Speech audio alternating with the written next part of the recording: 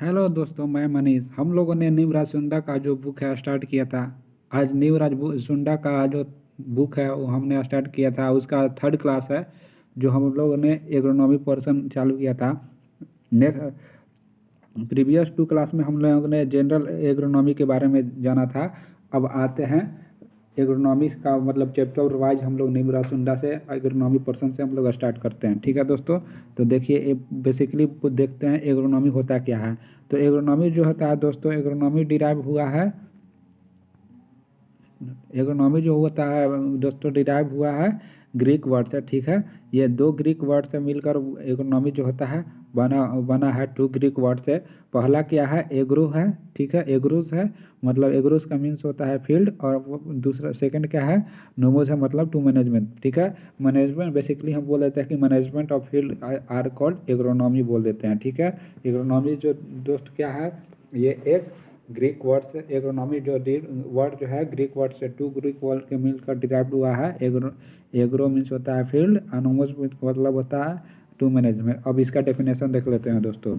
Agronomy can be defined as a branch of agriculture science. ठीक है, agronomy क्या है, branch of agriculture science that deals with method which provide favourable environment to the crop. ठीक है, to the crop for higher higher productivity.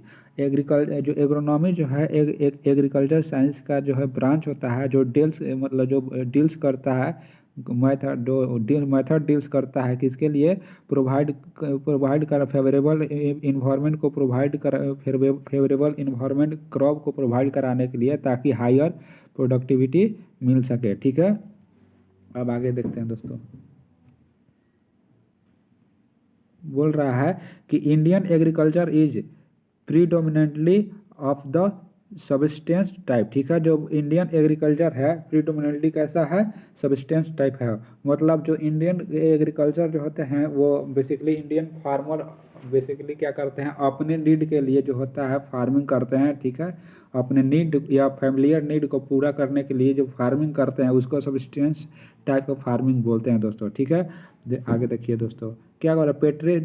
पेटर डिक्रेसेंजी नाम के एक जो थे साइंटिस्ट थे, ठीक इकोनॉमिस्ट है पेटर डिक्रेसेंजी, जो 1213 से 1307 एडी में, ठीक है 1230 से 1307 एडी में उन्होंने मैनी लिटरेचर कलेक्ट किया था। ठीक है, रिलेटेड टू एग्रोनॉमी। ठीक है, एग्रोनॉमी से रिलेटेड मैनी लिटरेचर जो है ना उन्होंने इकट्ठा किया था इन हिज बुक, अपने बुक में। उनका बुक का नाम क्या था, ओपस रूलियम कोमो ड्राम। क्या था, ओपस रूलियम कोमो डाम नाम था इनका बुक का नाम। इन्होंने पेटर डिक्सन जी इसी बुक में जो थे बहुत सारे कलेक्ट किए थे डाटा एग्रोनॉमी से रिलेटेड। ठीक है, पहली बार, इसीलिए इनको क्या बोल दिया गया, फादर ऑफ एग्रोनॉमी बोल दिया गया किसको, पेटर डिक्सन जी को।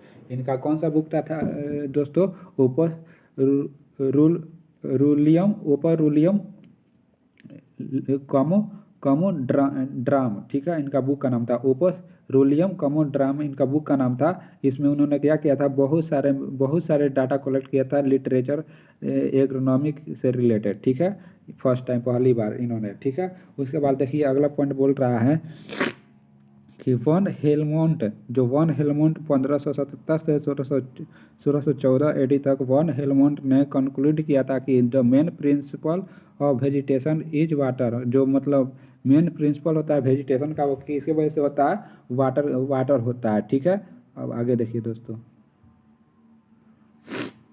इसके बाद जेट्रोफस है, जेट्रोटॉल है, कौन सा साइंटिस्ट है दोस्तों, जेट्रोटॉल है। जेट्रोटॉल 1674 से 1771 एडी तक जेट्रोटॉल ने पब्लिश किया था अपना बुक। एक इन्होंने भी बुक पब्लिश किया था जिसका नाम था हॉर्स होइंग हस्बेंड्री। इसका नाम क्या था दोस्तों, जेट्रोटॉल ने बुक पब्लिश किया था जिसका नाम था हॉर्स होइंग हस्बेंड्री। इसमें उन्होंने दो वर्ड दिए थे, वीड्स एंड जीरो टिलेज का। किसने पूछ लेगा एग्जाम पे, पूछता है कि वीड और जीरो टिलेज जो होता है वर्ड किसने दिया था, जेट्रोटॉल ने। ठीक है, उन्होंने कौन से बुक में ये जो वर्ड दिए थे, हॉर्स होइंग हस्बेंड्री में दिया था, पहली बार दिया था इन्होंने। ठीक है, हॉर्स होइंग हस्बेंड्री बुक में।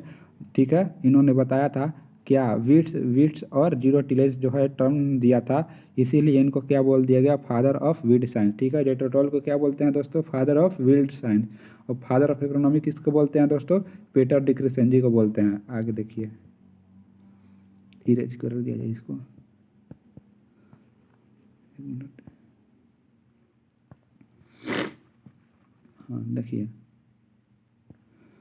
अगला पॉइंट क्या है दोस्तों, आर्थर यंग। ठीक है, आर्थर यंग कब से कब तक, 1771 से 1820 एडी तक आर्थर यंग ने कंक्लूड किया था पॉट पॉट कल्चर। ठीक है, क्या कंक्लूड किया था दोस्तों, pot culture in experiment conclude किया था, किसके लिए, इंक्रीजिंग ऑफ क्रॉप यील्ड के क्रॉप के यील्ड को इंक्रीज करने के लिए इन्होंने पॉट कल्चर एक्सपेरिमेंट किया था। बाई अप्लाइंग सेवरल मटेरियल, उन्होंने इसमें सेवरल मटेरियल अप्लाई किया था, जैसे पोल्ट्रिक डंग हो गया, लिटर हो गया, गुन पाउडर हो गया, etc। Published this work in 46 volume of annuls of agriculture के 46 वॉल्यूम में इन्होंने पब्लिश किया था। कि वो क्या क्या कंक्लूड किया था, कंडक्ट किया था उन्होंने, पॉट कल्चर एक्सपेरिमेंट किया था, इंक्रीजिंग किसके लिए, इंक्रीजिंग ऑफ यील्ड, क्रॉप के यील्ड को इंक्रीज करने के लिए। ठीक है, आगे देखते हैं दोस्तों। ठीक है, ए ट्रूली साइंटिफिक अप्रोच। ठीक है, a truly scientific approach to farming was started in 1840 by, किसके द्वारा साइंटिफिक अप्रोच फार्मिंग किसके द्वारा स्टार्ट किया था गया था 1840 में, जस्टस वन लिविंग के द्वारा, लिविंग के द्वारा। ठीक है, जस्टस वन लिविंग के द्वारा साइंटिफिक अप्रोचेज किसके लिए, फार्मिंग में साइंटिफिक अप्रोचेज 1840 में स्टार्ट हुआ था, किसके द्वारा, जस्टस वन लिविंग के द्वारा। ठीक है, अब आगे देखते हैं दोस्तों, लीफ एरिया इंडेक्स के बारे में सम इंपॉर्टेंट कंसेप्ट देख लेते हैं। कंसेप्ट एग्रोनॉमी जो होता है कंसेप्ट, इंपॉर्टेंट कंसेप्ट देख लेते हैं। पहला होता है leaf area index. Leaf area index दोस्तों होता है दो चीज़ का लीफ एरिया इंडेक्स रेशियो होता है, total area of all leaf on A plant. ठीक है, टोटल एरिया किसका, लीफ का। ठीक है, एक प्लांट पे ठीक है, जितने भी लीव्स हैं उसका टोटल एरिया। ठीक है, और उसका रेशियो किससे निकालते हैं, और डिवाइड करते हैं किसके रेशियो से, किसे डिवाइड करते हैं, ग्राउंड कवर बाय प्लांट। ये प्लांट जितना, ये एक प्लांट हुआ, जितना भी प्लांट ये एरिया कवर करेगा उसका और प्लांट पे जितना लीफ है उसका, लीफ का रेशियो जो होता है लीफ एरिया इंडेक्स होता है दोस्तों। ठीक है, leaf area index equal to, देखिए इसका जो फॉर्मूला, लीफ एरिया इंसेक्ट किसने दिया था, वाटसन ने दिया था 1948 में। ठीक है, वाटसन ने कब दिया था लीफ एरिया इंडेक्स, वाटसन ने दिया था 1948 में दिया था। इसका मतलब फॉर्मूला उन्होंने बताया था, total leaf area divide by ground area. ठीक है, जो टोटल लीफ एरिया होता है, लीफ का टोटल एरिया एक प्लांट पे डिवाइड बाई ग्राउंड एरिया, ये क्या होता है, लीफ एरिया इंडेक्स होता है दोस्तों। ठीक है, अब आगे देखते हैं दोस्तों, एक मिनट।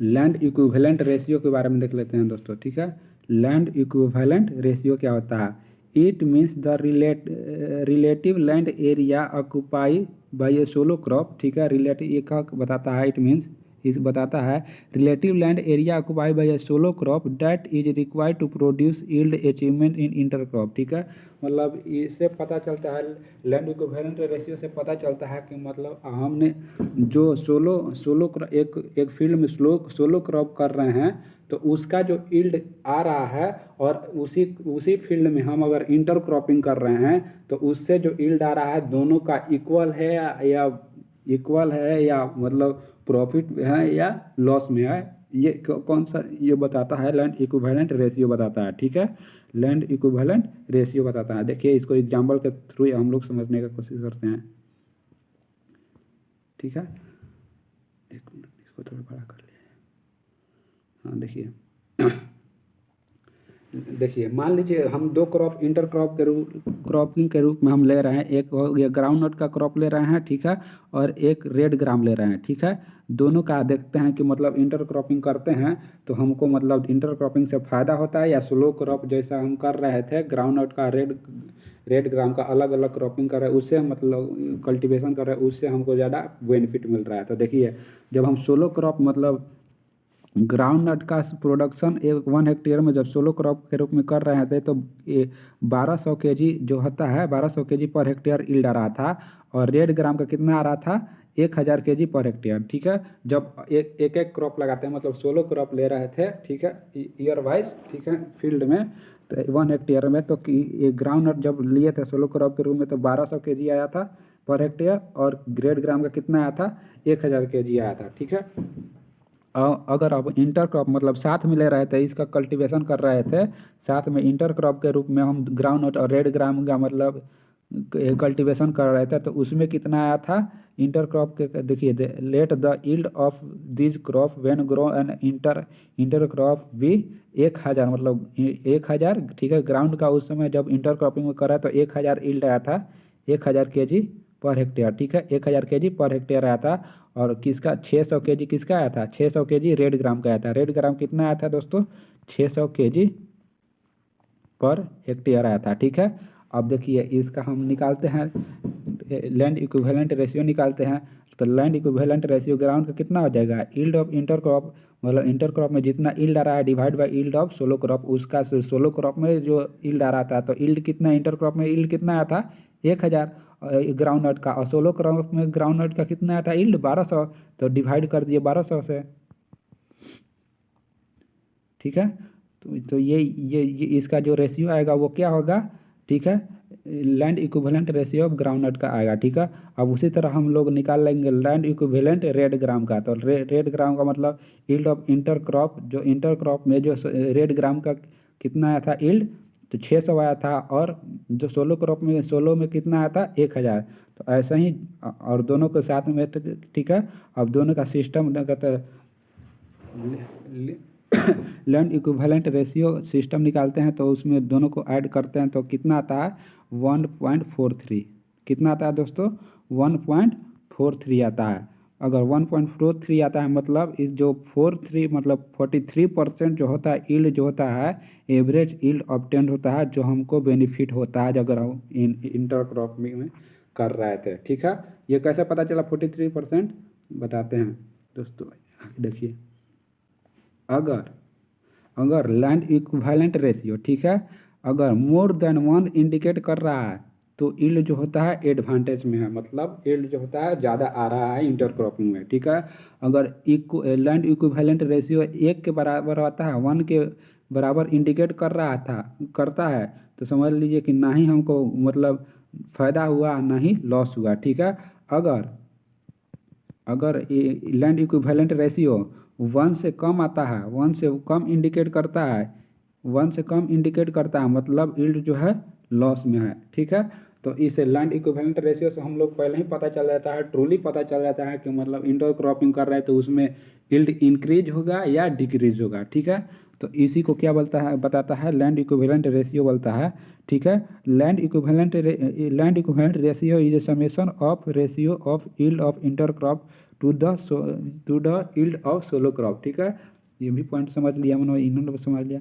ये land equivalent ratio gives a better picture, ये बेटर पिक्चर देता है of the competitive ability to the common component crop को, बेटर एबिलिटी कंपोनेंट क्रॉप का बेटर पिक्चर देता है। It also gives actual yield advantage of inter crop, मतलब inter crop में जो एक्चुअल एडवांटेज होता है यील्ड का वो भी लैंड इक्विवेलेंट रेशियो बता देता है दोस्तों। और आगे देखते हैं इसके बारे में, ठीक है। तो लैंड इक्विवेलेंट रेशियो क्या हो गया yield of inter crop divide by yield of solo crop, जहाँ पर ए जो है यहाँ पे ए क्या होता है सोलो क्रॉप होता है और बी क्या होता है इंटर क्रॉप होता है, ठीक है दोस्तों। अगर लैंड इक्विवेलेंट रेशियो 1 से ज़्यादा होता है तो इंटर क्रॉपिंग बेनिफिशियल है, अगर 1 से कम है तो इंटर क्रॉपिंग लॉस में है, अगर इक्वल है तो ना ही बेनिफिट है और ना ही लॉस में है, ठीक है। देखिए एग्जाम्पल भी दिया हुआ है यहाँ पर लैंड इक्विवेलेंट रेशियो अगर 1.10 मतलब 1.10 मीन्स मिक्सर गिव क्या दे रहा है, 10% मोर ईल्ड दे रहा है। अगर 1.50 रहा है तो मतलब 50% मोर मोर मोर ज़्यादा ईल्ड दे रहा है इंटर क्रॉपिंग में। ठीक है दोस्तों, अब क्रॉपिंग सिस्टम इंटेंसिटी देखते हैं, क्रॉपिंग इंटेंसिटी देखते हैं दोस्तों। क्रॉपिंग इंटेंसिटी क्या बोलता है, cropping intensity is equal to total area, total cropping area divide by net cultivating area. Cultivated area, अगर टोटल कल्टिवेटेड एरिया को हम डिवाइड करते हैं, टोटल क्रॉपिंग एरिया को हम डिवाइड करते हैं टोटल नेट कल्टिवेटेड एरिया को डिवाइड कर देते हैं। ठीक है, अगर 100 से इंटू कर देते हैं तो क्रॉपिंग इंटेंसिटी आ जाता है। ठीक है, मतलब इसका कहने का मतलब, क्रॉपिंग इंटेंसिटी कहने का मतलब है, मान लीजिए ये कल्टिवेटेड एरिया है। ठीक है, ये पूरा कल्टिवेटेड एरिया है, इसमें हम इतना ही में हम क्या कहते हैं क्रॉपिंग ले रहे हैं, इसमें इतना ही में हम लोग खेती कर रहे हैं। ठीक है, तो अगर इसका इसका और इसका हम अगर रेशियो निकाल कर 100 से मल्टीप्लाई कर देंगे, ठीक है, 100 से मल्टीप्लाई कर देंगे तो वो क्या होगा दोस्तों, क्रॉपिंग इंटेंसिटी होगा। ठीक है, तो cropping intensity of India is nearly 135%। कितना दे रहा है दोस्तों, क्रॉपिंग इंटेंसिटी इंडिया का 135%। मतलब इंडिया में जितना भी एरिया में क्रॉपिंग मतलब खेती किया जा रहा है, डिवाइड बाय इंडिया में जितना अवेलेबल क्रॉपिंग मतलब एरिया है, उससे अगर डिवाइड करके 100 से मल्टीप्लाई किए होंगे तो 135% आया होगा दोस्तों। ठीक है, अब आगे देखते हैं, क्रॉप रोटेशन के बारे में थोड़ा देख लेते हैं दोस्तों। क्रॉप रोटेशन बोलता है, in crop rotation land is fix. Crop rotation में क्या होता है दोस्तों, लैंड जो होता है फिक्स होता है, बट क्रॉप इज रोटेटेड। जो क्रॉप होता है रोटेट होता रहता है, लेकिन लैंड जो होता है लैंड फिक्स होता है। ठीक है, year after year, year after year on same land. मतलब क्रॉप रोटेशन बता रहा है कि क्रॉप रोटेशन में जो होता है, क्रॉप रोटेशन में लैंड फिक्स होता है, लेकिन क्रॉप को रोटेट करते रहते हैं year after year on same land. किसी सेम लैंड पे अगर हम ईयर आफ्टर ईयर क्रॉप, अलग अलग क्रॉप को हम लेते हैं ना, उसी को क्या बोलते हैं, क्रॉप रोटेशन बोलते हैं दोस्तों। ठीक है, जैसे after cultivation of serial, serial के कल्टीवेशन के बाद हम लोग क्या पल्सेज कॉमनली क्या नेक्स्ट ईयर में पल्सेज ले लिए, तो ये क्या क्रॉप को रोटेट कर दिए, सीरियल ले रहे थे, अब उसके नेक्स्ट ईयर हम लोग क्या कर लिए, पल्सेज ले लिए। ठीक है, क्रॉप रोटेशन मेनली क्या बताता है कि मतलब क्रॉप को रोटेट करते रहना है, एक ही फील्ड सेम हो लेकिन क्रॉप को रोटेट करना है ईयर आफ्टर ईयर। ठीक है, जैसे हमने सीरियल्स को किस क्रॉप से रोटेट कर दिया, पल्सेस से रोटेट कर दिया। कोई ज़रूरत नहीं है कि सीरियल से पल्सेस का मतलब एक जियोग्राफिकल एरिया पर भी डिपेंड करता है कि कौन सा क्रॉप लेंगे, रोटेट कर सकते हैं उस एरिया में। ठीक है, एक क्रॉप रोटेशन का एडवांटेज यह है कि इम्प्रूव करता है सॉइल फर्टिलिटी को इम्प्रूव करता है, और सॉइल, ठीक है, और सॉइल को मेंटेन करने का भी काम करता है, सॉइल फर्टिलिटी को मेंटेन करने का भी काम करता है, और सॉइल फर्टिलिटी को इम्प्रूव भी करता है। ठीक है, सॉइल इरोजन को रोकता है। ठीक है, सॉइल इरोजन से, सॉइल को इरोजन होने से भी यह रोकता है, चेक मतलब रोकता है, और सॉइल कंजर्वेशन, मॉइस्चर कंजर्वेशन करने का काम भी करता है क्रॉप रोटेशन। ठीक है, मॉइस्चर देखिए क्या क्या करता है, maintain and improve soil fertility को मेंटेन भी करता है, इम्प्रूव करता है, फिर सॉइल इरोजन को रोकता है, और कंजर्वेशन मॉइस्चर को भी कंजर्व करने का काम करता है। ठीक है, एक मिनट इसको इरेज कर लिया जाए। हाँ,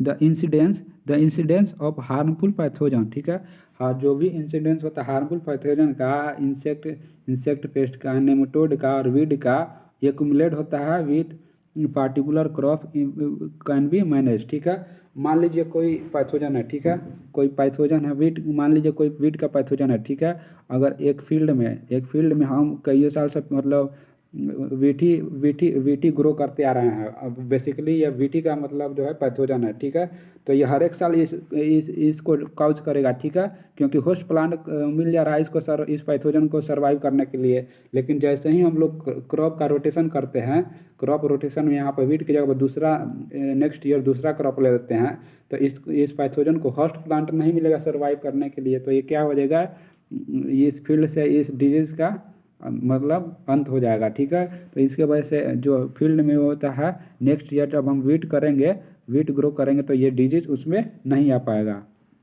ठीक है। अब बोल देखते हैं crop rotation intensity. Crop rotation तो हो गया दोस्तों, अब क्रॉप रोटेशन इंटेंसिटी देखते हैं। क्रॉप रोटेशन इंटेंसिटी क्या होता है? Crop rotation intensity equal to number of crop in rotation की, एक रोटेशन में कितना क्रॉप ले रहे हैं उसको डिवाइड करते हैं number of year of crop rotation into 100।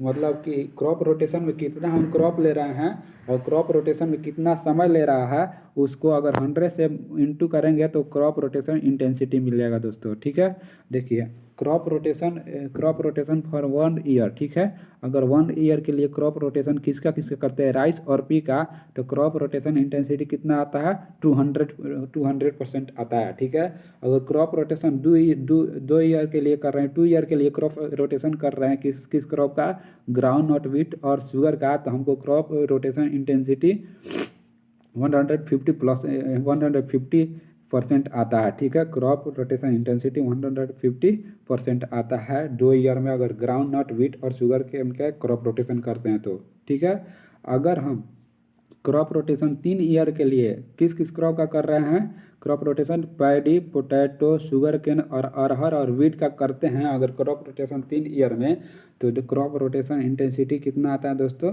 166% आता है। 166% क्रॉप इंटेंसिटी आता है। ठीक है, अब आगे देखते हैं दोस्तों।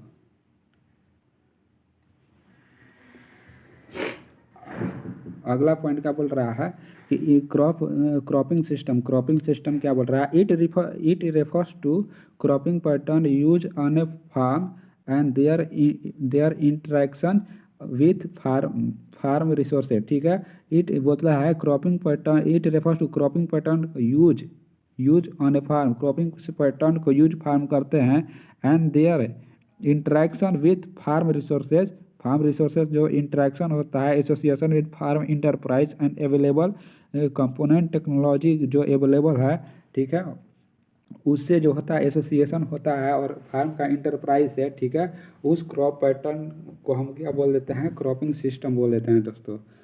अगला पॉइंट है हार्वेस्टिंग इंडेक्स। अब इसको देखते हैं, इसको थोड़ा बड़ा कर लिया जाए। हाँ देखिए, हार्वेस्टिंग इंडेक्स क्या होता है? द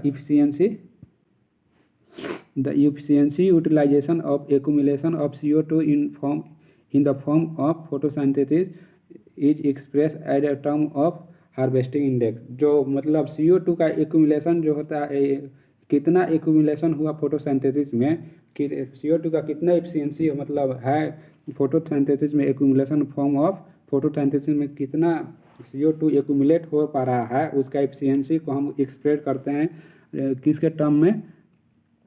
ठीक है, किसके टर्म में एक्सप्रेस करते हैं? हार्वेस्टिंग इंडेक्स को के टर्म में जो होता है इंडेक्स का मतलब होता है, इंडिकेट करते हैं उसको। तो हार्वेस्टिंग इंडेक्स क्या होता है दोस्तों? तो CO2 का यूटिलाइजेशन, CO2 का efficiency utilization in the form of photosynthesis में CO2 का कितना यूटिलाइजेशन होता है, उस टर्म को हम क्या बोलते हैं? हार्वेस्टिंग इंडेक्स बोल देते हैं दोस्तों। Harvesting index also called as coefficient of effectiveness. ठीक है, हार्वेस्टिंग इंडेक्स को कोएफिशिएंट ऑफ इफेक्टिवनेस भी बोल देते हैं दोस्तों। ठीक है, तो हार्वेस्टिंग इंडेक्स का फार्मूला क्या हुआ दोस्तों? हार्वेस्टिंग इंडेक्स का फार्मूला हो गया economical yield divide by biological yield into 100। Harvesting index का फार्मूला क्या हो जाएगा दोस्तों? इकोनॉमिकल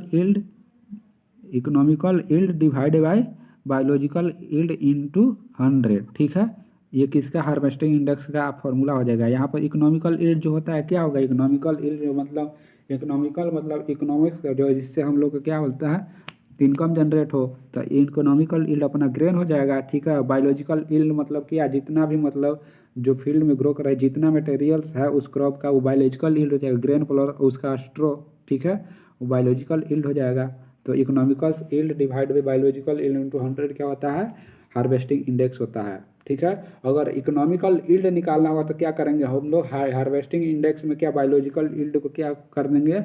मल्टीप्लाई कर देंगे दोस्तों। अगर हार्वेस्टिंग इंडेक्स को के मान लिया गया है, तो हार्वेस्टिंग इंडेक्स में बायोलॉजिकल यील्ड को हम में मल्टीप्लाई कर देंगे तो हमको क्या मिलेगा? इकोनॉमिकल यील्ड मिल जाएगा। के, देखिए यहाँ पर दिया वेयर के इज द कोफिशिएंट कांस्टेंट, जहाँ के कांस्टेंट हार्वेस्टिंग इंडेक्स सबका कांस्टेंट होगा, ठीक है। उसके बाद क्या डिफरेंस रहेगा, बायोलॉजिकल यील्ड है ना, कितना मतलब उसमें ग्रेन आ रहा है, कितना स्ट्रो आ रहा है, बायोलॉजिकल यील्ड ही हमेशा वेरिएबल रहता है, लेकिन यहाँ पर हार्वेस्टिंग इंडेक्स हमेशा किसी भी क्रॉप का कांस्टेंट रहता है, ठीक है। ठीक है, तो के is constant and express is coefficient of effectiveness and, देखिए हार्वेस्टिंग इंडेक्स के को बता रहा है, और कोफिशिएंट ऑफ इफेक्टिवनेस जो कि हम लोग यहाँ पर बोल रहे हैं हार्वेस्टिंग इंडेक्स को, ठीक है। आगे देखते हैं दोस्तों, कोफिशिएंट ऑफ इफेक्टिवनेस कैसे निकालेंगे, तो कोफिशिएंट ऑफ इफेक्टिवनेस जो होता है सिंक और सोर्स का रेशियो होता है, ठीक है। कोफिशिएंट ऑफ इफेक्टिवनेस क्या होता है, सिंक और सोर्स का रेशियो होता है, और उसको 100 से हम अगर मल्टीप्लाई कर देंगे तो क्या आ जाएगा दोस्तों, आपका जो आ जाएगा कोफिशिएंट ऑफ इफेक्टिवनेस आ जाएगा, ठीक है। कोफिशिएंट ऑफ इफेक्टिवनेस कैसे निकालेंगे दोस्तों, तो sink divide by source into 100। अब सोर्स क्या होता है, सोर्स जो होता है प्लांट का वो पार्ट होता है जो फोटोसिंथेसिस में इन्वॉल्व है, ठीक है। प्लांट का वो पार्ट जो फोटोसिंथेसिस में इन्वॉल्व है उसको सोर्स बोलते हैं। जैसे क्या हो गया, लीफ हो गया, सिंक उसको बोलते हैं जो फोटोसिंथेसिस को एक्यूमुलेट होता है। एक्यूमुलेट मतलब फोटोसिंथेसिस जो हो रहा है उससे जो प्रोडक्ट आता है, एक्यूमुलेट जहाँ होता है फोटोसिंथेसिस का, वहीं जहाँ स्टोर होता है एक तरह से बोल जाए, वो क्या होता है, सिंक होता है। जैसे ग्रेन क्या हो गया, सिंक हो गया, ठीक है। लेकिन इसका एक्सेप्शन भी है, जैसे स्टीम ऑफ रूट, ये हमेशा ये एक्सेप्शन याद करिएगा, stem in potato, roots in sugar beet, ठीक है, लिव्स इन पालक, ये सब क्या है, सिंक है, ठीक है। देखिए यहाँ पर लिप्स, पालक के लिप्स में भी जो फोटोसिंथेसिस होता है, ठीक है, तो ये सोर्स न होकर सिंक हो जाता है, हमेशा याद रखिएगा। Leaves of palak, roots of sugar cane, roots of sugar beet and stem in potato, ये सब क्या है, सिंक है, ठीक है। चलिए, कोफिशिएंट ऑफ इफेक्टिवनेस आप लोग को समझ में आ गया होगा दोस्तों। चलिए कल मिलेंगे नेक्स्ट वीडियो के साथ, तो आज के लिए इतना ही। जय सिया राम।